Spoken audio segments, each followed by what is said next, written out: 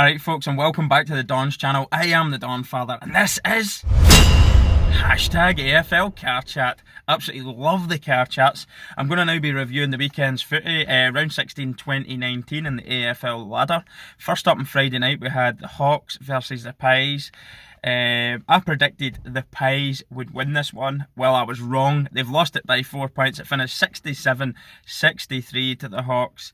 The Hawks haven't really been playing well, and Collingwood, Nathan Buckley's been going pretty crazy in the media about how badly he thinks the team's been playing recently, and this kind of confirms what he's saying. I fully expected the Pies to see the Hawks game through and get the victory, but 67-63 the finish on Friday night, to a lot of fans' delight, because a lot of people do have a lot of bad things to say about Collingwood. It's a club that everybody seemed to hate, and this was the term that was introduced to about Collingwood: calling wobble. Every single year you'll have a moment where you go, the Colin wobble. So that's that. Hawks are now 13th in the ladder. Third place now for Collingwood, dropped out of second. On to Saturday then, first game, Essendon versus the Swans. I predicted the Swans. This was always going to be a tight fixture. It's going to be a hard one to call. The Bombers saw it through by 10 points, 76-66. To the Bombers, who are now 9th in the ladder, and the Swans are 14th, so they've dropped a couple of places now, the Swans. This goes against everything I've been saying. They've been playing good footy. I think Lance Body Franklin's been out as well. That's not helping them in front of goal, but all that being said, the Bombers are finding a little bit of form now. They were actually quite good to watch as well, so credit to them. On to the next game, which was the Gold Coast Suns versus the Richmond Tigers. What was it, like 150 odd, 58? Absolutely disgraceful if you were a Suns fan. The Tigers are getting their percentages up now. They're coming into a bit of form. Players are coming back as well. Quite exciting times for them, really. Just at the time you need your players to come back, they're coming back now, and this is a confidence boost, putting such a huge scoreline up. The biggest scoreline, biggest victory of the weekend. The Suns really are now, I think that's 6 losses in a row. The Suns really are just making up the numbers now in the competition. They're not really going to do anything from this point in, I wouldn't have thought. That leaves them soundly 18th in the ladder, and the Tigers sitting 6th. So they are climbing a little bit now. They are finding a bit of form right at the time of the year you want them to. Now onto the showdown, the Adelaide Derby. Adelaide Crows versus the Power, Port Adelaide. After this game, the Crows have been leapfrogged by the Power, who Crows are now 8th, the Power are 7th, and I'll tell you something, this game delivered if you were a Power fan. Absolutely brilliant from them. Crows 44, the Power 101. Absolutely sensational. That's my first taste of a showdown. It wasn't really a showdown in terms of a derby. Only one team really turned up. The key players didn't really turn up for the Crows. Bulk was lost through injury for a back spasm really early on, and so many players. If you haven't seen my review of the game, check out my review of the game after this for key players. But certainly an inspired victory by the Power, who are now looking to be a team. If they can find consistency, their form's been lost one, kind of going like that there. So next week, if you were going by that trend, you'd expect them to lose. I don't think so, though. I think that this is a team now really starting to see that they can do it. If they believe in themselves and they back themselves, who knows where they could end up this year. Certainly in the knockouts. But I thoroughly enjoyed Port Adelaide. Commiserations to the Crows, but your team did not turn up for you. Now probably the biggest shock of the weekend, Western Bulldogs versus first place Geelong. The Bulldogs just didn't go and do it, did they? Players to note in this one was Naughton and Bontempelli, who is absolutely sensational, to tell you the truth. I've been using the term in every one of my videos about the Bulldogs. They are a dogged team, and it is a bit of a pun, but that's exactly the best way to describe them. They'll drag you into an arm wrestle and they'll beat you with experience, and I'm finding that. I watched the highlights, and to be fair, maybe I'm being a little bit harsh saying they're a dogged team. They played some quality footy as well. It finished 71-55 to the Bulldogs over Geelong, which is no mean feat. Geelong are now, they're stuttering a little bit now. From the bye week, they've lost 2 and won 1. So for them, is it a little bit worrying times now? A wee nervous time now coming into the more business end of the ladder. Bulldogs now find themselves in 12th spot, and Geelong obviously still top, only by 4 points. So a loss and a win for the other teams around them can leave this table looking very, very tasty. On to the big one, really, the big derby of the weekend. Western Australia, the RAC Derby 50 between the Dockers and the Eagles. And all I'll say here is, wow. For 2 reasons, wow. The Dockers, what were they doing? They were absolutely horrendous. I've never seen them playing as bad. It's been one of the teams that I really look forward to tuning in and watching of late. They've got some really good players across the team from front to back. There's players I like to watch in the Dockers. Well, all I'll say is, without being too harsh, none of them turned up. I don't want to pinpoint a single player. Like, you could say, oh, but Nat Fife never had his game. Yeo, absolutely. Is that how you pronounce it? Yeo or Yo? He absolutely bossed it against Nat Fife. I'm not going to even say Nat Fife never had a good game. He had a great game, Yo. So congratulations to him. But so many players. Watch my video and my review of that game if you want to see key players, etc. Shepherd was another one. I never really pointed him out, but he got man of the match, I think, by the sponsors, I think. But very, very good game. So many names to mention. It was ridiculous.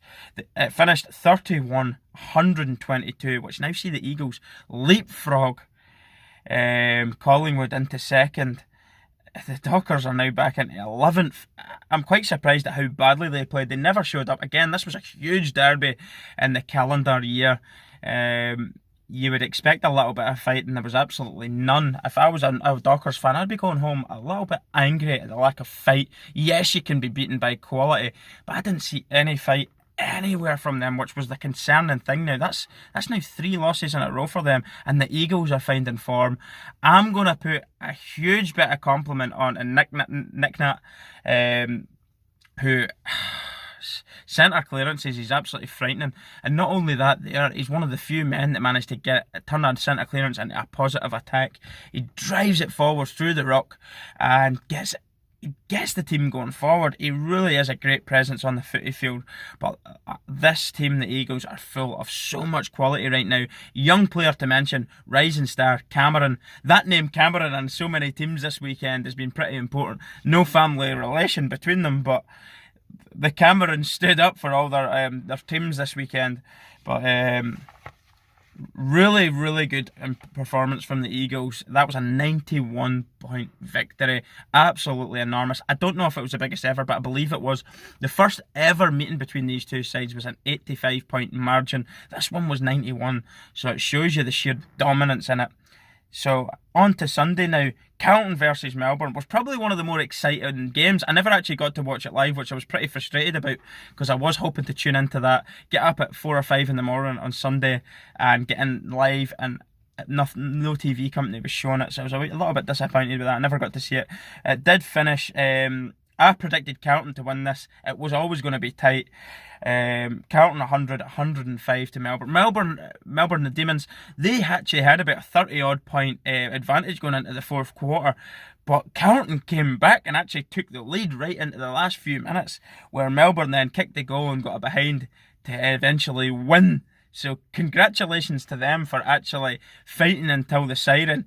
And commiserations to Carlton, who did make a fantastic comeback. Carlton are another team I really enjoy watching, because they do give you exciting games whether they win or lose. There's so many players in there I enjoy watching, because they're a young side as well. Another young side that I didn't actually mention, credit to them, because their scoreline was so emphatic, was the Power. Being in the Showdown Derby, the Power have a young side. Very, very exciting times for them, because they're actually coming into a bit of form here. Who knows what they could do in a year or two's time if they can keep their players together. Keep believing, guys. You never know. But anyway, 100 to 105, Melbourne, the Demons won. They've actually kept their position now, 16th place. Carlton are 17th. They're still off the bottom of the ladder because the Suns are absolutely shocking. But two teams that are really in a bit of a battle down there, aren't they? It was always going to be good.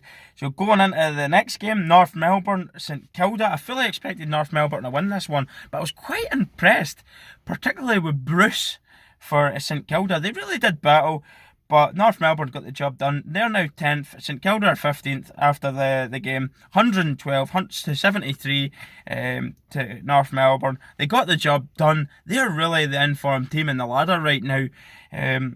So if I was them, I would really be looking for a top 8 finish, and I think they're capable of it. They're playing some lovely stuff. They're one of the teams that I really enjoy watching as well, the Kangaroos. St Kilda, I did really give them a bit of abuse going into this, but if you've been watching what we've all been watching, you can see why it's not abuse, it's more the fact that I can't find much positive stuff to say about them, rather than abuse being probably the key thing to take from that there. It's the lack of things to give positive terms. But Bruce was definitely one of the positives. A great outlet, making marks, kicking goals, really stood up. Unfortunately, he was in the losing side. So on to the last game, the Giants versus the Lions. Probably the tightest game at the top end of the ladder. Not much between the two sides going into it. I said the Lions would win going on their last 2 weeks or so. They've been really stepping up, and the Giants have been stuttering a little, and it did work out that way. It was 74-94 to the Lions. The two Camerons from both clubs played well. McCarthy as well for the Lions. There's a lot of names to mention in that, but the Lions really are stepping up and showing that they can be men, fight and get the job done, and not crumble. They're not letting the psychological battle of that one there, with it being a top of the ladder clash get the better of them. They got the job done against an evenly matched side. There's good players, so there's Cameron up there for the Giants, Caniglio, so many players to mention. For Taranto's another one that I've really enjoyed watching, and Green. There's so many players that the Giants have that have been playing so well, but they're starting to drop right at the time of the year that you need to step up. I was actually expecting them a few weeks ago to go on a bit of a surge and put a bit of pressure on Geelong at the top. They've done the complete opposite. It looks like the Eagles are going to take their place, because Collingwood are doing the same. Collingwood are really struggling right now. I don't know what's going on there, but business end of the campaign, and they're starting to stutter as well. So really exciting times going into next week's fixtures. I will do my predictions for them as well. I'm going to do a few reactions this week. Really looking forward to getting a few reactions done, because I haven't really been doing many. I've been absolutely exhausted this week. I don't know why, but we'll get to it again. We'll get our teeth back into it and get the excitement going leading up to this weekend's footy. I'll even do maybe a few things from yesteryear as well, which I really enjoy. If you've been following the channel, you'll know that I like doing older footage, older players, older games, etc., and even the origins of the sport. It's something I really want to learn as much as possible. I've got a video I want to do on the history of the MCG, the Melbourne Cricket Ground, the heavily disputed ground where people are saying should it hold the grand final, which I think's a non-starter. It really isn't up for debate, really, but we talked about it, we discussed it on the channel, and we'll move on now. But anyway, thanks very much for tuning in to my hashtag AFL Car Chat Monday morning footy review of the weekend's fixtures. I've thoroughly enjoyed the footy. I thought the derbies were going to deliver in terms of battles, bits of fights. They never really did. Two teams imposed themselves and got the job done and showed their class on the day. Brilliant. Thanks very much. Don't forget to check out my social media platforms in the description section below, and I'll also put in my Patreon and sponsoring the mullet in the description as well, how you can financially support the channel grow. That would be greatly appreciated too. Thanks again. Don't forget to subscribe, put the notifications bell on, and share videos that you like with your friends, because that is vitally important. That will really help the channel grow too. And that's everything. Thanks again. I am the Donfather. Peace and goodbye.